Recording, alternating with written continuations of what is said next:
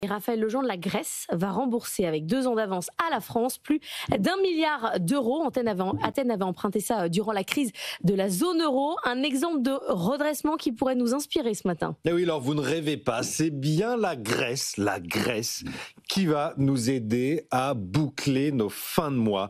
La Grèce qui, avec le Portugal, l'Espagne, l'Italie et le Portugal, souvenez-vous, formait ce qu'on avait appelé les pigs à l'époque lors de la crise de la zone euro. Eh bien, il se trouve qu'Athènes, 15 ans plus tard, a remboursé avec 2 ans d'avance une partie des prêts consentis à l'époque par Paris au cœur de la crise.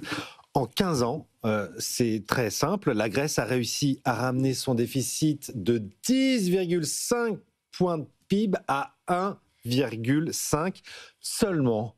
Nous, pendant ce temps-là, on a passé notre déficit de 5,3 en 2010 à 5,4 en 2025. En 15 ans, on a fait du surplace. Ok, alors bon, c'est à noter ce remboursement, mais est-ce que nos économies sont vraiment comparables ?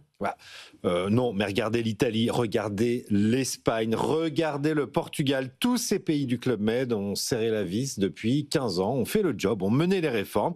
Alors c'est pas facile, évidemment, ça a été des gels de salaire dans la fonction publique, des réformes, des retraites pour passer par exemple en Grèce de 60 à 65 ans pour les femmes d'un coup, des hausses de fiscalité, de TVA, la réduction de prestations sociales, des réformes du marché du travail ou encore de la lutte contre les fraudes et l'évasion fiscale qui était importante en Grèce.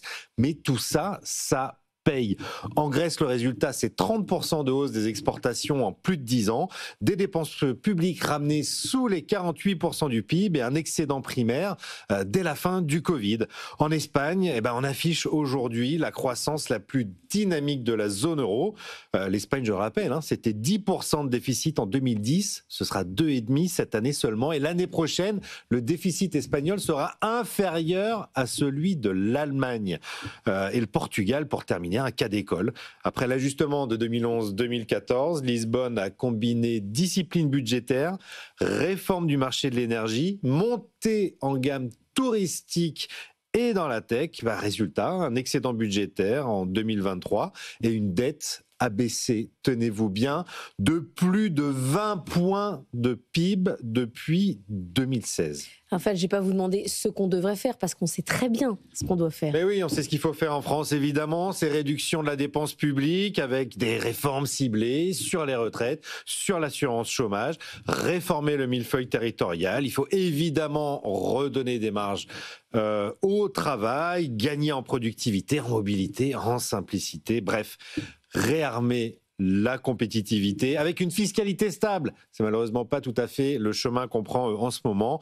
Des normes allégées et une énergie compétitive. Voilà, tout ça, c'est pas très glamour, mais on sait que ça fonctionne.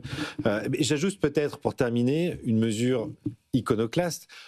Peut-être que la Troïka en 2025, ça serait plus Bruxelles, BCE, FMI, mais peut-être qu'on pourrait prendre Athènes, Rome et Madrid ou Lisbonne pour venir nous donner ils vont nous forcer à baisser les déficits en France. Mais c'est marrant parce pour que le redressement de nos comptes publics. Vous parlez de la Grèce, des trous dans la raquette, des fraudes. Nous, on a quand même 10 milliards d'euros de TVA, on ne sait pas. Qui ont disparu. Ils sont partis, ce qui est quand même ce qui se passait en Grèce il y a 15 ans d'ailleurs. Troisième année consécutive que Bercy se plante sur les recettes de la TVA. Et je ne vous parle même pas des histoires de déficit. 7 milliards en 2023, 14 en 2024 et encore près de 10 milliards cette année.